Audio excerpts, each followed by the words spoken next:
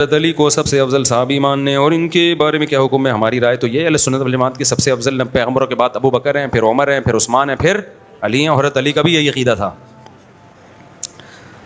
بعض ہمارے اہل علماء کرام شیعہ کو پکا کافر کہتے ہیں اور بعض کافر کا بھائی کافر وافر شیعوں میں بیسیوں قسم کے لوگ ہیں، معتدل بھی ہیں۔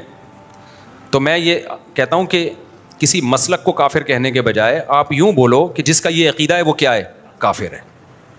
جو نبی کو حاضر ناظر جانتا ہے بلا کسی تعویل کے وہ کیا ہے؟ کافر ہے۔ جو نبی کو مشکل کشا مانتا ہے بلا کسی تعویل کے وہ کیا ہے؟ کافر ہے۔ تو جو حضرت عائشہ رضی اللہ تعالیٰ عنہ پہ زنا کی تہمت لگاتا ہے وہ کیا ہے؟ کافر ہے۔ تو چاہے وہ سنی ہو، چاہے وہ شیعہ ہو، چاہے وہ بریلوی ہو، کیونکہ نام فرقوں کے لے کے اس میں ایک تو مبالغہ بہت ہو جاتا ہے، بعض دفعہ سارے وہ کر نہیں رہے ہوتے ہیں، ہم سب کو لپیٹ دیتے ہیں، اور پھر فرقواریت اس سے بڑھتی ہے، نفرتیں پھیلتی ہیں۔ اپنے ملک کو پہلے بچاؤ، جو حالت ہو گئی ہے ہماری، لڑ کے ایک دوسرے کو ویسے ہی پڑھ کے کوٹ دیا ہم لوگوں نے۔ کہہ رہے ہیں ہم جہاں آسٹریلیا میں رہتے ہیں وہاں اکثر اہل تشیع حضرات، وہاں جس علاقے میں رہتے ہیں وہاں زیادہ تر شیعہ حضرات ہیں، تو ہمارے گھر میں آ کر اپنی نماز پڑھتے ہیں۔ پڑھنے دو بھائی، میرے بھائی، وہ جائے نماز میں ڈیلا رکھتے ہیں، رکھنے تو آپ کے گھر آگے نماز پڑھ رہے ہیں نا، کوئی آپ کے چوری تو نہیں کر رہا نا۔ بار بار میں ایک بات کہتا ہوں، دوسرے کے مسلک کو چھیڑو نہیں، اپنے مسلک کو چھوڑو نہیں۔ ہاں جب وہ حق کی تلاش میں آپ کے پاس آئے دلائل، تو علماء سے دلائل پوچھ کے اس کو محبت کے ساتھ سمجھا دو، مان جائے ٹھیک ہے، نہیں مانے تو اس کی مرضی ہے بھائی، اتنی دنیا میں اور کچھ ہو رہا ہے تو کیا ہو گیا۔ تو یہ ضرور ہے کہ کوئی بھی شخص چاہے وہ سنی ہو چاہے وہ شیعہ ہو، آپ کے سامنے صحابہ کی گستاخی نہ کرے۔ وہ اب بولو بھائی یہ حدود سے کیا ہو رہا ہے؟ دیکھو کوئی عیسائی آپ کے گھر آتا ہے، وہ نبی کو نبی نہیں مانتا نا، تو آپ کو پہلے سے پتہ ہے نہیں مانتا، پھر بھی آپ کے گھر آتا ہے، کھانا کھا کے چلا جاتا ہے، لیکن وہ آ کے آپ کے پیغمبر کو برا بھلا کہنا شروع کر دے، تو آپ کہو گے بھائی اب یہ کیا ہو رہی ہے؟ یہ زیادتی ہو رہی ہے۔ آپ کہو گے یہ کیا ہو رہی ہے؟ یہ زیادتی۔ تو کوئی بھی شخص آئے آپ کے سامنے سیدنا معاویہ کو برا بھلا کہنا شروع کر دے، حضرت ابو سفیان کو، ابو بکر کو، حضرت عائشہ کو، آپ بولیں بھائی آپ آئیں اپنی نماز پڑھیں، آپ کا ایک مسلک ہے، ایک فقہ ہے، آپ اس طریقے سے پڑھیں، ہم نے منع نہیں کیا آپ کو۔ میں تو یہاں تو شیعہ لوگوں کو کہتا ہوں، اور آئے بھی ہیں بہت سارے مسجدوں میں، بیان بھی سنتے ہیں۔ ایک دن کسی جذباتی نے پکڑ لیا کہ شیعہ نکالو، میں نے کہا تو مجھے بہت غصہ ہے، میں نے کہا کس بیس میں نکال رہے ہو بھائی، آپ مجھ سے پوچھے بغیر آپ یہ کام کر رہے ہو؟ تو یہ بدتمیز ہر جگہ پر ہوتے ہیں۔ میں نے کہا آئیں بیٹھیں بھائی۔ تو مجھ سے ملتے ہیں بہت سارے شیعہ لوگ بھی، میں کہیں جاتا ہوں نا اور بتا رہے ہوتے ہیں میں شیعہ ہوں لیکن آپ کو سنتا ہوں، تو ہمیں عادت نہیں ہے اس کو جا کے چھیڑنا شروع کر دیں، پن کرنا شروع کر دیں۔ میں کچھ بھی نہیں کہتا، ملک ہمارا ابھی لڑائی کا متحمل نہیں۔ جو سیکھنا چاہے، بات کرنا چاہے تو آپ محبت عزت کے ساتھ بات کر لیں، اس سے آگے آپ اپنی حدود کو کراس نہ کریں۔ لوگ کہتے ہیں مولوی ٹھیکیدار بنے ہوئے دار اسلام سے خارج کرنے کا، مولوی ٹھیکیدار نہیں بنے ہوئے، جو بیچارہ ہو جاتا ہے مولوی اس کے بارے میں رپورٹ پیش کر دیتے ہیں کہ یہ کیا ہو گیا ہے، ہو گیا ہے۔ اچھا بعض لوگ یہاں کہتے ہیں ہم کون ہوتے ہیں کسی کو کافر کہنے والے؟ کچھ براڈ مائنڈڈ قسم کے اسکالر ایسے بھی مارکیٹ میں آ گئے ہیں کہ ہم کون ہوتے ہیں بھائی یہ فیصلہ کرنے والے، یہ تو قیامت میں اللہ فیصلہ کرے گا۔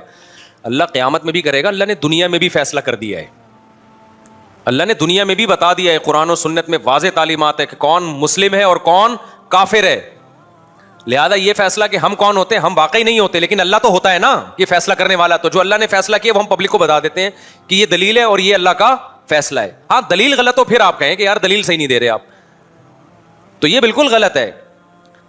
ہم واقعی کسی کو کافر کہنے والے نہیں ہوتے، لیکن اللہ تو ہوتا ہے نا، تو اللہ رسول نے جس کو کافر کہا ہو ہم اس کو کافر بتا دیتے ہیں، بناتے ہمارے یہاں کوئی فیکٹری نہیں ہے کافر بنانے کی، کوشش ہماری یہی ہوتی ہے کہ مسلمان بنائیں ہم، جو ہو جاتا ہے اس کو بتاتے ہیں بھائی اس کا اسلام سے تعلق نہیں ہے۔ اچھا بعض لوگ کیا کرتے ہیں کہ براڈ مائنڈڈ اتنے بنتے ہیں کہ کسی کو کافر نہ کہو، کسی کو غیر مسلم نہ کہو۔ ٹھیک ہے کافر کا لفظ ذرا سخت ہے تو آپ غیر مسلم کہہ دیں، جب غیر مسلم کو بھی آپ کافر کہتے ہیں نا تو اس کو چڑ ہوتی ہے اس سے، تو کسی کو ہمیں طنز کرنا تو شریعت میں پسندیدہ نہیں ہے نا، تو اس کے لیے آپ اس کو کافر نہ کہیں، غیر مسلم کہہ دیں، یہ ہلکا لفظ ہے اس پہ، وہ تو خود مانتا ہے کہ میں مسلم تھوڑی ہوں۔ یہ ایک الگ بات ہے کہ ہم کافر کو کافر کے بجائے ہم کیا کہیں گے، ایک ادب تمیز کا لفظ استعمال کریں گے، بھائی یہ غیر مسلم ہے۔ جیسے قرآن نے بھی اہل کتاب کو اہل کتاب کہا، ایک رسپیکٹ دی نا ان کو، لیکن یہ تو نہیں کہا کہ یہ مسلم ہے، یہ تو نہیں کہا نا، اتنی رسپیکٹ تھوڑی دینی ہے کہ ہم افورڈ ہی نہ کر سکیں۔ بھائی آپ پیار سے کسی کو بیٹا کہہ دو، اس نے کہا نادرہ میں بھی میرا نام ڈال دو، آپ نے کہا بھائی اتنی رسپیکٹ دوں گا جو میں افورڈ، ہاں اتنی نہیں ہوتی کہ آپ کو سگے بچوں میں اور محلے کے بچوں میں فرق ہی ختم ہو جائے، ایسا تو اپنے بچوں کے ساتھ تو ہی نہیں ہے۔ تو اللہ نے اسلام کا ایک دائرہ رکھا ہے، اگر آپ ہر شخص کو اس اسلام کے دائرے میں لے آؤ گے تو مسلم غیر مسلم کی جو باؤنڈری ہے وہ کیا ہو جائے گی، ختم، اور اللہ یہ باؤنڈری کو قائم رکھا ہے، قیامت تک رہے گی۔ یہ فرق ہے اللہ کے ہاں، اس میں اس کے شرعی احکام ہیں۔ تو غیر مسلم کا ذبیحہ حلال نہیں ہے سوائے یہودی عیسائی کے، غیر مسلم سے نکاح جائز نہیں ہے سوائے یہودی عیسائی کے، اور غیر مسلم کے پیچھے نماز جائز نہیں ہے. وہ تو یہودی عیسائی ہو اس کے پیچھے بھی جائز نہیں ہے. سمجھتے ہو کہ نہیں سمجھتے؟ تو یہودی عیسائی ایسے غیر مسلم ہیں کہ ان کو اللہ نے 2 پروٹوکول دے دیے کہ ان کی عورت سے نکاح کر سکتے ہیں, ان کے مرد سے نہیں ہو سکتا. نمبر 2, وہ جب جانور ذبح کریں گے تو وہ حلال ہے ہمارے لیے. یہ صرف عیسائی اور یہودی کو پروٹوکول دیا. مسلمانوں میں کوئی مشرک ہو جائے اس کو یہ پروٹوکول نہیں دیا, اس کی کوئی دلیل نہیں, کیونکہ وہ بڑا مجرم ہے نا, توحید میں پیدا ہو کے شرک کر رہا ہے. ارے عیسائی تو پیدا عیسائی گھرانے میں ہوا نا, اس کا جرم ہلکا ہے. مسلمان پیدا توحید میں ہوا, ہمیشہ ایاک نعبد و ایاک نستعین پڑھتا ہے اور جاتا پھر مزاروں پہ سجدے کرتا ہے, تو یہ بڑا مجرم ہے. اس کا ذبیحہ حلال نہیں ہے, ایسی عورت سے نکاح جائز نہیں ہے. سمجھتے ہو؟ کیونکہ یہ ارتداد کے حکم میں ہے, مرتد کے حکم میں ہے. اب کیا مسئلہ ہے کہ یہ جو اسلام کے دائرے میں لوگوں نے کہا ہے کہ بھائی ہم نے جوڑ پیدا کرنے کے لیے اب ہر ایک کو ہم مسلم ہی سمجھیں گے یا سب کے پیچھے نماز جائز ہے, یہ بھی غلط ہے. بعض لوگ یہ کہتے ہیں نماز ہم تو بھائی ہر ایک کے پیچھے پڑھ لیتے ہیں, ہمیں اس سے کوئی غرض نہیں, ہم براڈ مائنڈیڈ لوگ ہیں. تو براڈ مائنڈیڈ بننے کی بھی ہمیں اتنی اجازت ہے جتنی شریعت نے اجازت بولو دی. نہ اتنے کڑوے بنو کہ لوگ تھوکنا شروع کر دیں, نہ اتنے میٹھے بنو کہ لوگ نگلنا شروع کر دیں. ہمارے ابا کا ملفوظ ہے یہ. وہ ہوا یہ تھا کہ ایک انٹی آ کے نا ہمارے گھر میں بیٹھی رہتی تھی 24 گھنٹے, ہماری والدہ کی دوست بن گئی تھی وہ. اب میری والدہ کی طبیعت میں سخاوت تھی, کھلاتی پلاتی بہت تھی, قرضے لے کے کھلاتی تھیں. جب انتقال ہوا ہے تو ٹھیک ٹھاک قرضہ والدہ پہ چڑھا ہوا تھا, تو ان کی عادت تھی بس قرضے لے کے کھلاتے رہو. جو پیسے مانگنے آ رہے ان کو پیسے دے دیتی تھی. خرچہ کس کا ہو رہا تھا؟ ابا کا. ٹھیک ہے, ابا کو ڈر گیا یار اپنے خرچے پہ, چلو سخاوت اچھی ہوتی ہے. والدہ کے پاس اپنا خرچہ بھی ہوتا تھا, اس میں بھی کرتی تھی. تو اب کیا ہوتا تھا, ایک انٹی آ کے ہمارے گھر میں بیٹھ گئی, وہ جا ہی نہیں رہی, ان کے مزے لگ گئے کہ یار فری پکڑ کا کھانا بھی آ رہا ہے, فری پکڑ کا. تو ہماری والدہ بھی پھر بڑی گپ شپ والی تھی, تو ابا نے 2-3 دن تو برداشت کیا. اس کے بعد ہمارے ابا ہماری والدہ کو لے کے بیٹھے, بولا بھائی آنٹی کیا لگتی ہے آپ کی, 2-3 دن سے میں دیکھ رہا ہوں جب بھی گھر میں آؤ یہ بیٹھی ہوتی ہیں, تو ان کو بولو پتلی گلی سے نکلو بھائی, اپنے گھر جاؤ, یہ کوئی گھر بار نہیں ہے کیا. والدہ نے کہا اصل میں دیکھوں میں ان کو اب کیسے بولوں کہ آپ چلی جائیں, اب یہ آ جاتی ہے بیچاری, میں کیسے منع کروں. اس وقت میرے والد صاحب نے کہا بھائی وہ ہمیں نصیحت یاد رہ گئی, نہ اتنے میٹھے بنو کہ لوگ کھانا شروع کر دیں.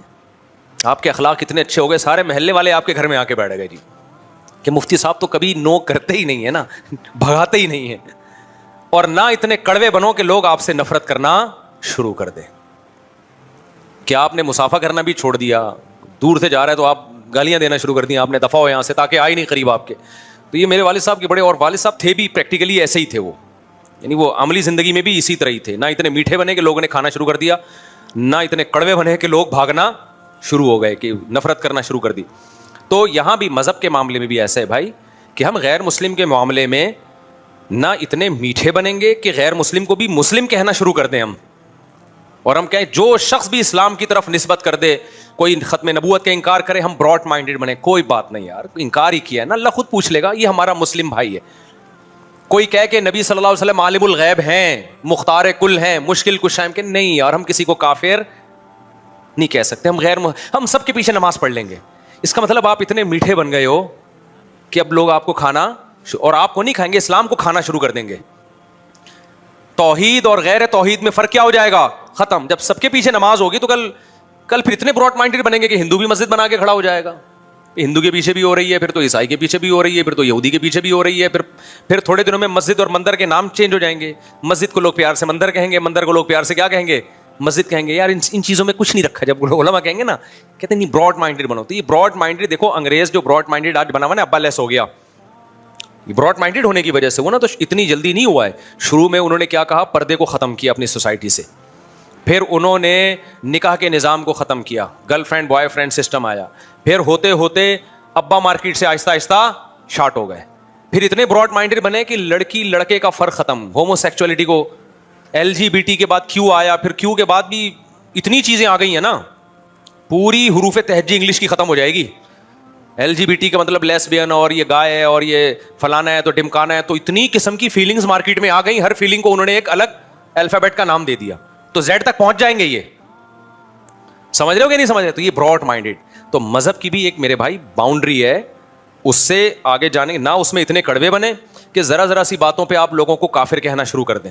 جیسے ایک مولوی صاحب تقریر کر رہے تھے کہ جو ٹی وی دیکھتا ہے وہ دائرہ اسلام سے خارج ہے. یہ تقریر سچی مچی کی بتا رہا ہوں, پرانی بات ہے. ہمارے استاذ کہتے ہیں میں بیان میں بیٹھا ہوا تھا, میں نے جا کے اس مولوی صاحب سے جلسے کے بعد پوچھا मौलवी साहब ये फतवा तो मार्केट में नया है कि जो टीवी देखता है वो दायरे इस्लाम से खारिज है, ये आपने कैसे कह दिया? तो मौलवी साहब कहते हैं मैंने एहतियातन कुफर का फतवा लगाया उसके ऊपर, मैंने एहतियातन कुफर का फतवा लगाया ताकि लोग टीवी से बचें।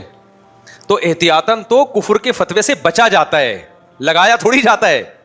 समझ में नहीं आ रही बात?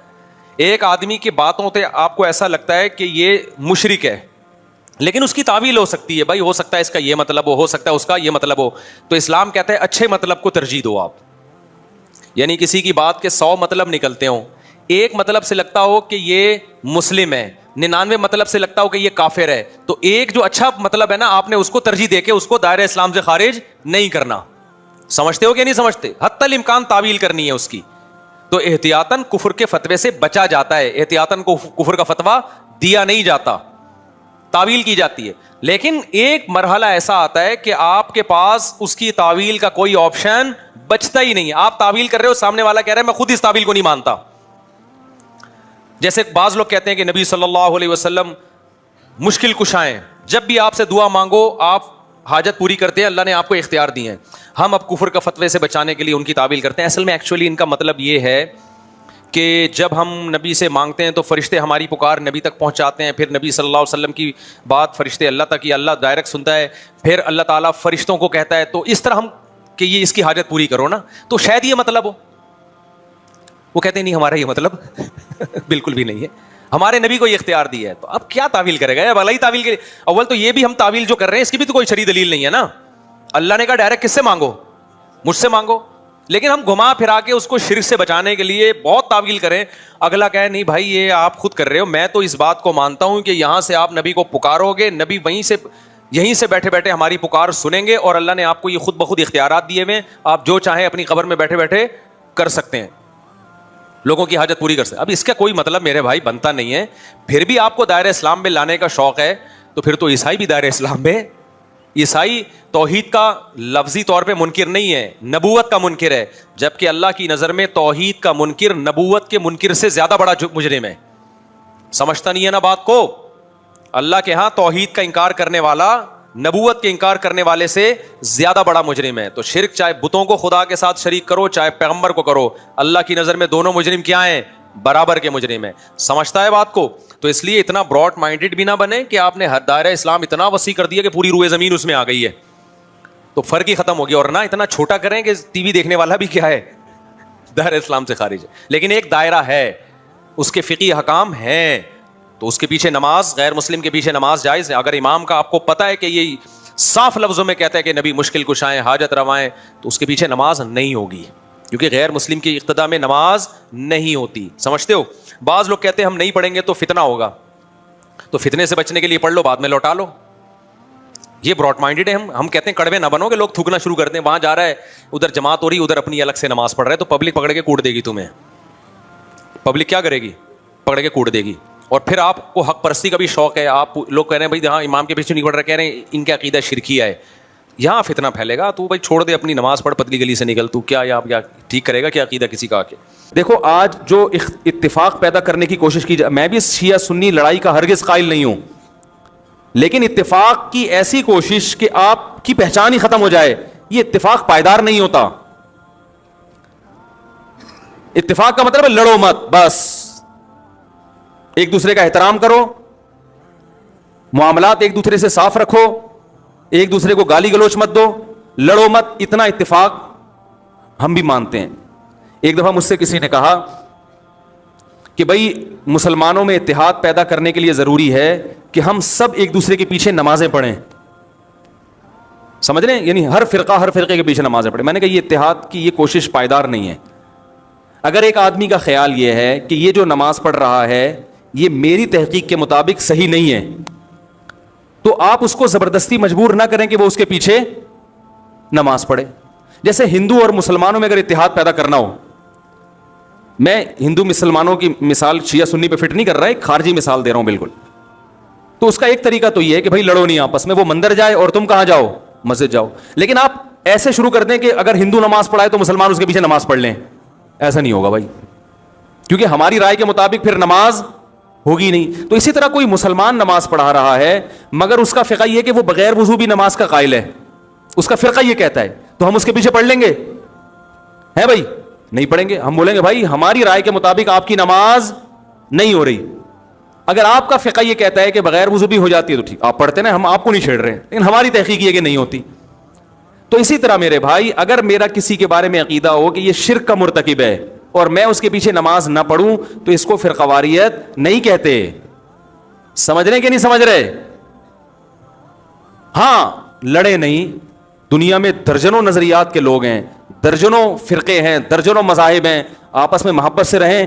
عبادت ہر شخص اپنے اپنے اخپل طریقے سے کرے گا. بہت دنوں سے اخپل کا لفظ نہیں آیا تھا.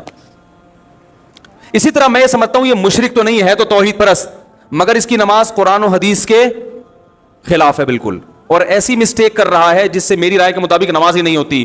تو بھی مجھے یہ رائٹ حاصل ہے کہ میں اس کے پیچھے نماز نہ پڑھوں, مگر میں اپنی تحقیق اس پہ تھوپ نہیں سکتا زبردستی. تھوپیں گے تو پھر قواریت بڑھے گی.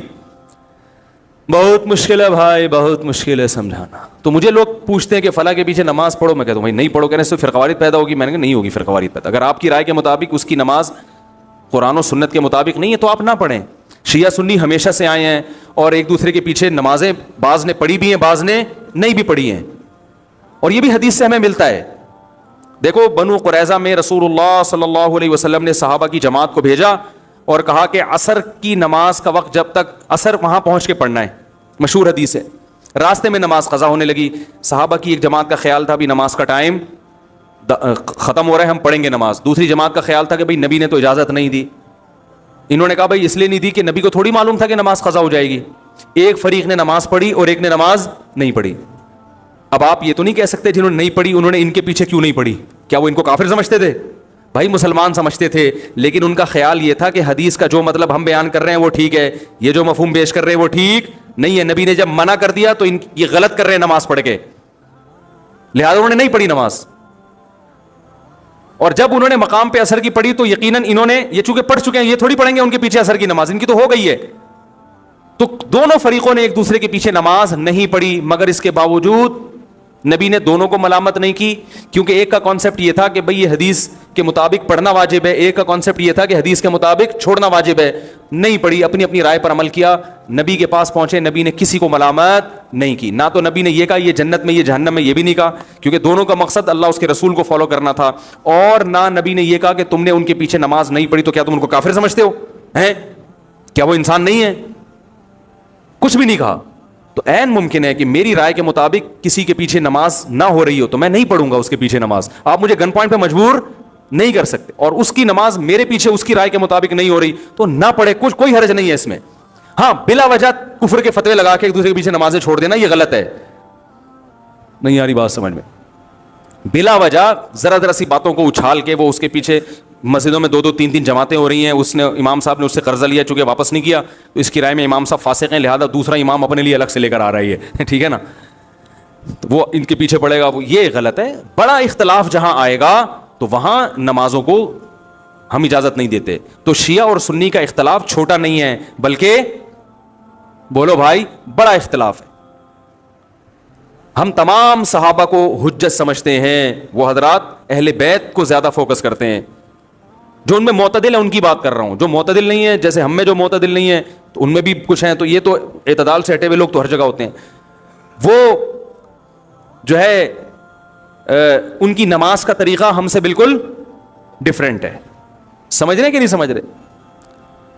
ابھی میں اس ڈیٹیل میں نہیں جاؤں گا, وہ آپ انہی کے علماء سے جا کے پوچھ لیں کہ بھئی آپ کے یہاں کیا کیا ہے. ہمارے مجھے اس سے بھی بحث نہیں ہے کہ وہ کیا کر رہے ہیں ہم کیا کر رہے ہیں. میں لڑنے کا قطعاً قائل نہیں ہوں. یہاں آتے ہیں شیعہ لوگ بھی آتے ہیں, مجھ سے ملتے ہیں, میں تمیز سے ملتا ہوں, چائے پلاتا ہوں, سر پہ ہاتھ بھی رکھ لیتا ہوں. بہت اچھا. شیعہ علماء سے بھی سلام دعا ہے ہماری, بیٹھتے ہیں بات کرتے ہیں, ہاں بھائی السلام علیکم. وعلیکم السلام. منڈی والان خالے دیغت میں خود ندی کھڑے دے چائے پئیں, وعلیکم السلام. لکم دینکم ولی دین. بھائی آپ جائیں امام بارگاہ میں نماز پڑھیں, وہاں اپنی مسجد میں نماز پڑھیں, ہم جا رہے ہیں اپنا جمعہ پڑھانے, ٹھیک ہے. تو یہ ہمیشہ سے ہوتا آ رہا ہے. فرقواریت پھیلتی ہے جب آپ ایک دوسرے کے خلاف غلط زبان. شیعہ صحابہ کو کھلے عام گالیاں دے گا, کوئی دے گا تو فرقواریت پیدا بولو نا بھائی ہوگی. پھر سنیوں کے جذبات بھڑکیں گے, پھر مار کٹائی دنگا مستی سب ہوگا. تو فرقواریت پہ کنٹرول کرنے کے لیے شیعہ علماء کی ذمہ داری ہے کہ وہ اپنی عوام کو ان صحابہ کو برا بلا بولنے سے منع کریں جن سے محبت ہمارے ایمان کا جز ہے, جن کے لیے کٹنا مرنا ہم اپنے ایمان کا حصہ سمجھتے ہیں. اور اسی طرح میرے بھائی یہاں سے اگر ان کے کسی ایسے شخص پہ الزام لگائے جو اس الزام سے بری ہے, بعض الزامات ایسے شیعوں کی ایسی جماعت پہ لگا دیے جاتے ہیں جو اس سے بری ہوتے ہیں, سبھی کو ایک لاٹھی سے ہانکنا شروع کر دیا جائے. میں نے بھی شیعوں کا مطالعہ کیا ہے اور کچھ شیعہ لوگوں سے جب میں ملا ہوں تو مجھے ایک چیز کا اندازہ ہوا کہ سب شیعہ کے وہ نظریات نہیں ہوتے جو ہم پہلے سمجھا کرتے تھے, سارے ایک جیسے نہیں ہوتے. ان میں بعض حضرات ایسے ہیں جو صحابہ کرام کو مانتے ہیں, امی عائشہ کو جنتی مانتے ہیں, ان کو زانی معاذ اللہ قرار نہیں دیتے. الحمد سے لے کے والناس تک والے قرآن ہی کو قرآن مانتے ہیں. ان میں کچھ لوگ ایسے ہیں, یہ مشاہدے پر مبنی حقیقت ہے. بعض لوگ کہتے ہیں اس کو کیا پتا, مشاہدے سے بڑی کوئی دلیل نہیں ہوتی, ٹھیک ہے نا. بعض لوگ کہتے ہیں توریہ کر رہا ہے. بھائی ہم ظاہر کے مکلف ہیں. کوئی شیعہ اگر زبان سے کہہ دے کہ میں ابو بکر کو مانتا ہوں, حضرت عمر کو مانتا ہوں, حضرت عثمان کو مانتا ہوں, تو شریعت نے ہمیں حکم دیا ہے زبان کا اعتبار کرو, اس کے باطن کو اللہ کے حوالے کر دو. تو اگر کوئی, لیکن پھر بھی میں کہوں کہ جو مانتے ہیں اس کے باوجود ہم ان کے مذہب سے متفق نہیں ہیں. میری جب جی ٹی وی پہ ٹاک ہوئی, بات چیت ہوئی شیعہ عالم کے ساتھ, تو میں نے پہلے یہ کہہ دیا کہ میں آپ کے مسلک کو ٹھیک نہیں سمجھتا. یعنی میں جو جوڑ کی بات کر رہا ہوں اس سے یہ کہیں نہ لوگ لے کے جائیں کہ میں شیعہ مذہب کو ہی درست سمجھتا ہوں. نہ میں نہیں سمجھتا. میں نے کہا جیسے آپ ہمارے مذہب کو درست نہیں سمجھتے, اس لیے کہ اگر میں آپ کے مذہب کو درست سمجھتا تو سوال پھر میں ہو کیوں نہیں جاتا وہ, اور اگر آپ میرے مسلک کو درست سمجھتے ہیں تو سوال پیدا پھر آپ سنی بن کیوں نہیں گئے. بھائی جب ایک چیز کو میں درست سمجھ رہا ہوں تو مجھے چاہیے نا کہ میں ہو جاؤں وہ, لیکن مار دھاڑ والا طریقہ غلط ہے.